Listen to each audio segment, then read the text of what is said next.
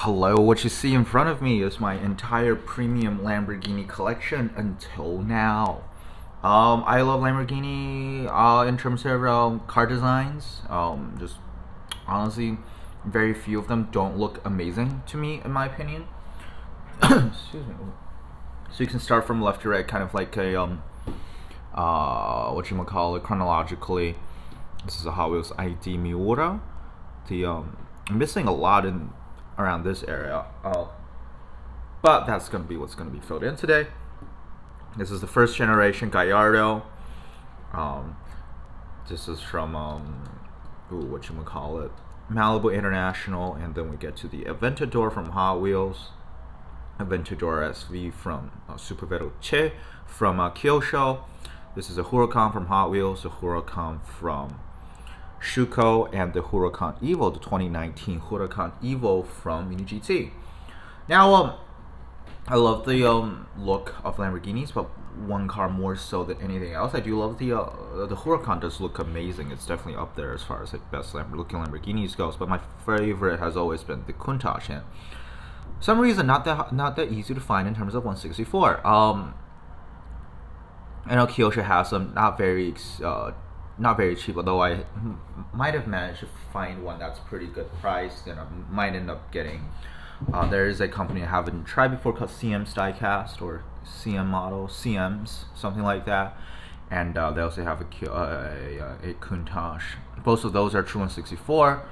And Tommy Cup Premium has a Countach that's a little bit larger than 164. I want to say 161 or something like that, but don't quote me on that. I haven't looked at that one in a while, but I thought since the Countach is such an amazing looking car, well, I guess I can go all out on it. And I did manage, well, I wasn't going to buy it honestly for the longest time, but then I saw one being sold for $49 on eBay with free shipping, and I was like, oh, because like my upper limit for the Countach was pretty much like $50, which is a huge amount of money. But it is the RLC car. This is the black one, the new one that came out in 2020, and it will go comfortably here. But before that, oh, by the way, $49 shipped, and I'm a little proud. It's like the 6th cheapest price for the RLC Countach, black and red, sold on eBay. Obviously, the red one is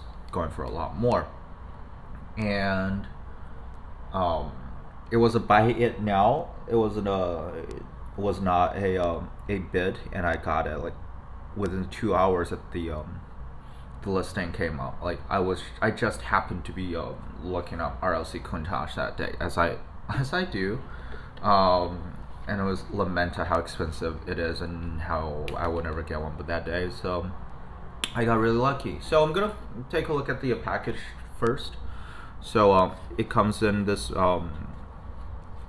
cardboard box. It's the Hot Wheels Collector Special Edition, intended for adult collectors, not intended for children under 14 years of age.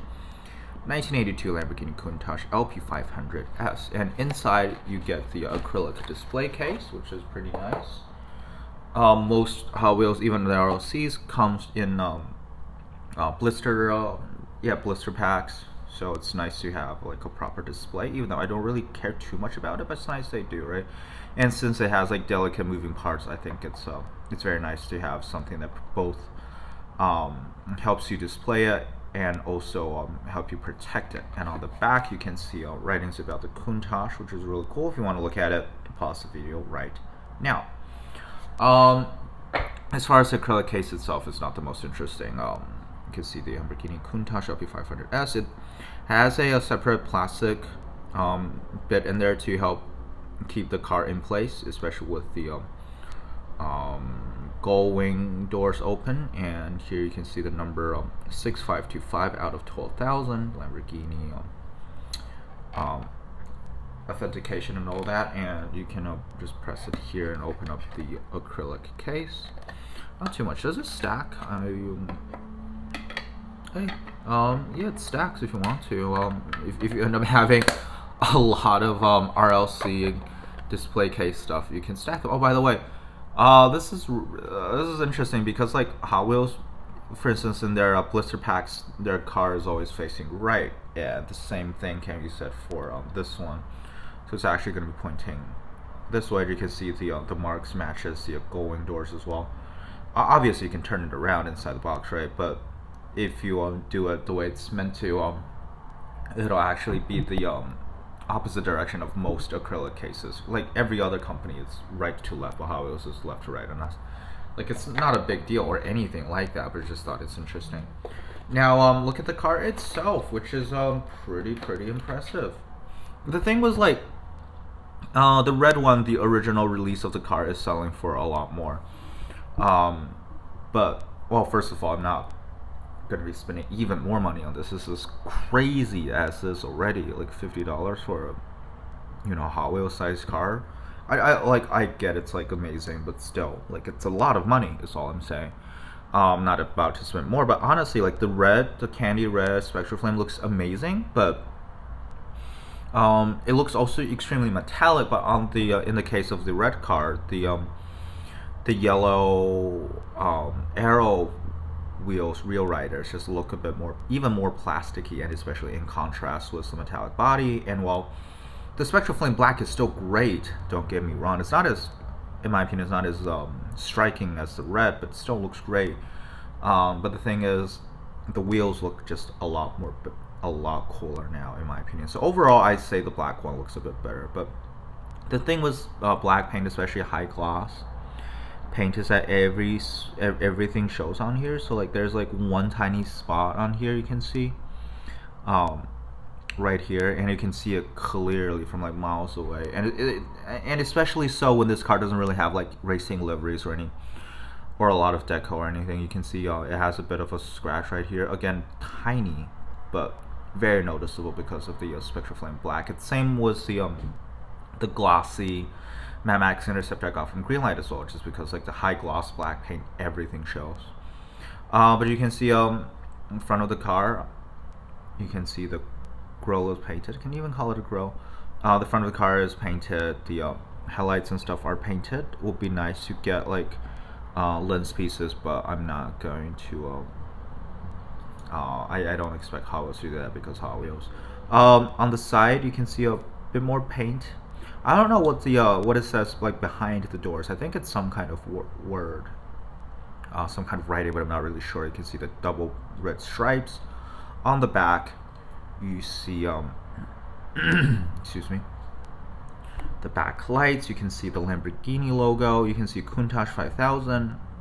I mean, this is technically the 500 LP 500S, right? But it's also called the 5000, which is different from a future model, a later model called the Lamborghini Countach 5000 QV, right? The Quattro Valvole, the 4-valve version of the car.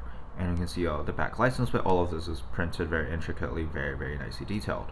On the bottom, I did not expect that because like it's screwed to the base, and by the way, it took me forever to get it unscrewed from the base. Like, holy shit, it was the hardest I've ever done. Great details. Look at that.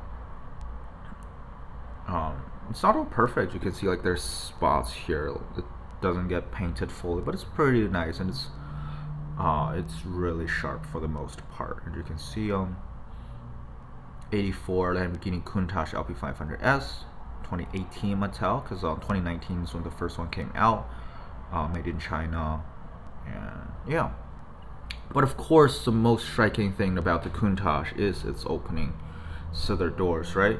And now this is something that other companies have done actually. Oh, I do have a excuse me. What is it? The Tomica Premium Lamborghini Diablo has it. I actually don't have it. My girlfriend got it for me, but obviously because of the pandemic and everything, I'm not going to be able to see her anytime soon, so I don't have it in my hand. It has opening going doors. Not going. This will be the scissor doors, right? And this is just gorgeous. First of all, you can see it matches really well. There's not really much of a gap here, which is pretty amazing. And it kind of like just clicks into place. And it's also nice because like it's actually metal, and it actually put like extra plastic piece in there, so that's pretty sweet. It's really sweet. For instance, like the way Matchbox does a lot of their moving parts stuff is that they have the whole thing of plastic, or either plastic with no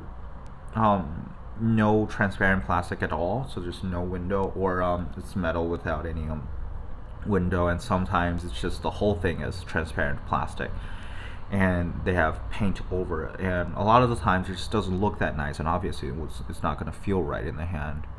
But this is actually properly metal and with proper plastic windshield, or not windshield, plastic side window piece inserted into it, and you can see the incredible interior details. Just gorgeous.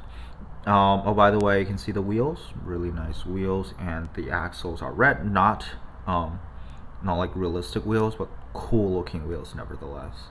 And this thing is a little bit larger than 1/64 size, as you would expect from Hot Wheels. It is not true 1/64. It is a bit larger, but still looks good. Next to the Hot Wheels, which is 3-inch, the Hot Wheels Miura. Next to the other cars, which are true 1/64, it doesn't look bad. It does look a little bit big, especially considering how cars keep getting bigger in real life. While this is one of the oldest Lamborghinis, it's quite a bit larger than everything else on this parking lot. But still looks really good. Is it worth $50? Just from the car itself, like what you get physically, I would say no, but I understood when I paid for it, a lot of the money went to the added value from the exclusivity. And it's not really, it's more the exclusivity, it's not the rarity, because like 1,200 is still quite a large number, you know. A lot of like Auto World or like Johnny Lightning, normal stuff can be 12,000 or even less. So it's more the exclusivity, I understand.